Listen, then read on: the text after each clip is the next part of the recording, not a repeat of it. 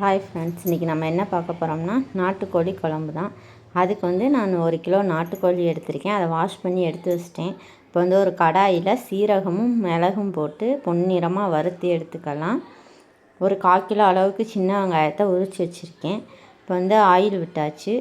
எண்ணெய் விட்டுட்டு அந்த வெங்காயம் இருக்கு இல்லையா, சின்ன வெங்காயம், அதை நல்லா வதக்கிக்கலாம். இப்போ அது வந்து கண்ணாடி பதத்துக்கு வந்ததுமே ஒரு தக்காளியை சேர்த்துக்கலாம். ஒரு தக்காளியும் சேர்த்து நல்லா வதக்கி விட்டுக்கலாம். இப்போ வதக்கியாச்சு. இந்த வதக்குனதை வந்து ஒரு மிக்ஸி ஜாரில் போட்டு அடித்து எடுத்துக்கலாம். ஆற விட்டு அடித்து எடுத்துக்கோங்க. இப்போ இது கூட 1 ஸ்பூன் மஞ்சள் பொடி, நான் வீட்டிலே அரைச்சி வச்சுருக்கிற மசால் பொடி சேர்த்துக்கிறேன். நாங்கள் காரம் கம்மியாக சேர்ப்போம், அதனால் அளவாக சேர்த்துருக்கேன்.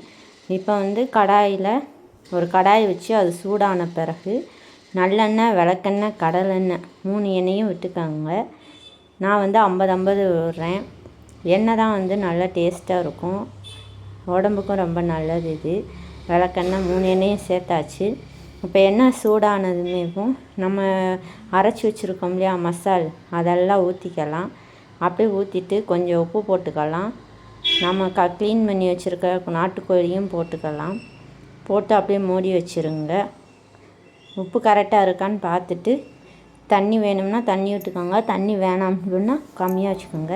ஒரு 4 விசில் விட்டு எடுத்திங்கன்னா குழம்பு ரெடி ஆயிரும். செம்ம டேஸ்ட்டாக இருக்கும். சாப்பிட்டு பார்த்து எப்படி இருக்குன்னு சொல்லுங்கள்.